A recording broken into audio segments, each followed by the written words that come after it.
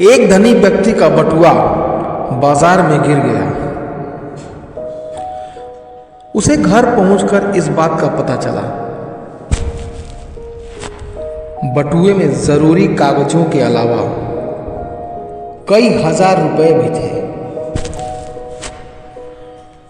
फौरन ही वो मंदिर गया और प्रार्थना करने लगा कि बटुआ मिलने पर प्रसाद चढ़ाऊंगा, गरीबों को भोजन कराऊंगा आदि। संयोग से वो बटुआ एक बेरोजगार युवक को मिला। बटुए पर उसके मालिक का नाम लिखा था, इसलिए उस युवक ने सेठ के घर पहुंचकर बटुआ उन्हें दे दिया।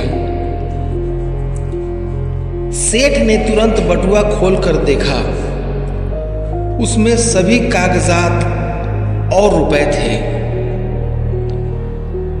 सेठ ने प्रसन्न होकर युवक की ईमानदारी की प्रशंसा की और उसे बतौर इनाम कुछ रुपए देने चाहे, जिन्हें लेने से युवक ने मना कर दिया। इस पर सेठ ने कहा, अच्छा, कल फिर आना। युवक दूसरे दिन आया तो सेठ ने उसकी खूब खातिरदारी की। युवक चला गया। युवक के जाने के बाद सेठ अपनी इस चतुराई पर बहुत प्रसन्न था कि वह तो उस युवक को 100 रुपए देना चाहता था, पर युवक बिना कुछ लिए सिर्फ खा पीकर ही चला गया।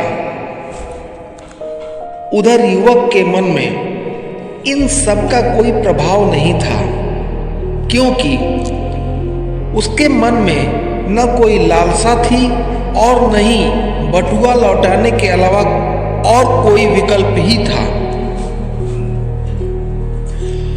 सेठ बटुआ पाकर यह भूल गया कि उसने मंदिर में कुछ वचन भी दिए थे।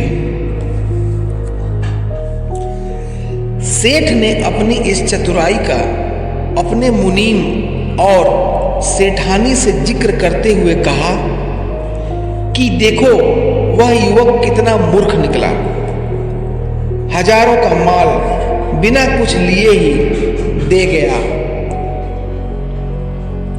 सेठानी ने कहा, तुम उल्टा सोच रहे हो।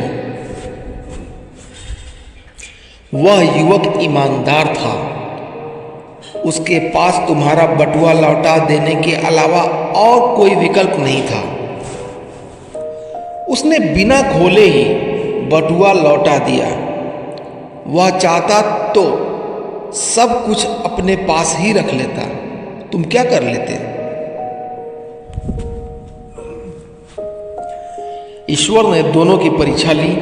वो पास हो गया, तुम फेल।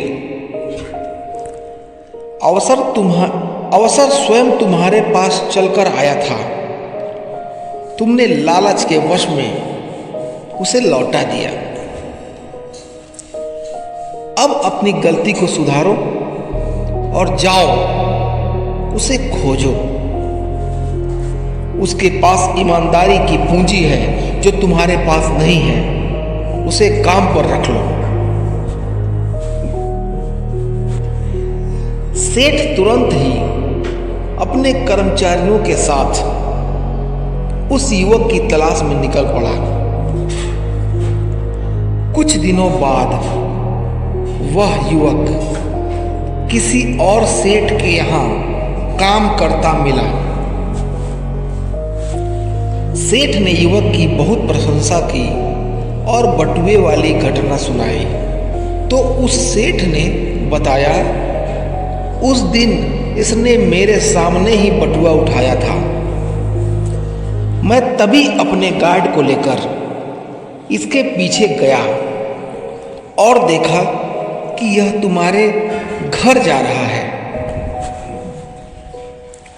तुम्हारे दरवाजे पर खड़े होकर मैंने सब कुछ देखा व सुना और फिर इसकी ईमानदारी से प्रभावित होकर इसे अपने यहां मुनीम रख लिया।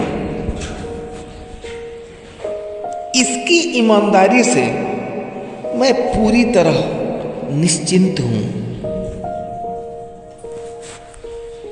बटुए वाला सेठ खाली हाथ लौट आया। पहले उसके पास कई विकल्प थे। उसे निर्णय लेने में देरी की। उसने एक विश्वासी पात्र खो दिया। युवक के पास अपने सिद्धांत पर अटल रहने का नैतिक बल था। उसने बटुआ खोलने के विकल्प का प्रयोग ही नहीं किया। युवक को ईमानदारी का पुरस्कार मिल गया। दूसरे सेठ के पास निर्णय लेने की क्षमता थी। उसे एक उत्साही, सुयोग्य और ईमानदार मुनीम मिल गया। एक बहुत बड़े विचारक सोरेन कीगार्ड ने अपने पुस्तक आइदर और अर्थात यह या वह में लिखा है कि जिन वस्तुओं के विकल्प होते हैं उन्हीं में देरी होती है। विकल्पों पर विचार करना गलत नहीं है, लेकिन विकल्पों पर ही विचार करते रहना गलत है। हम यह या वह के चक्कर में फंसे रह जाते हैं। किसी संत ने एक जगह लिखा है, विकल्पों में उलझकर निर्णय पर पहुंचने में बहुत देर लगाने से लक्ष्य की प्राप्ति कठिन हो जाती है।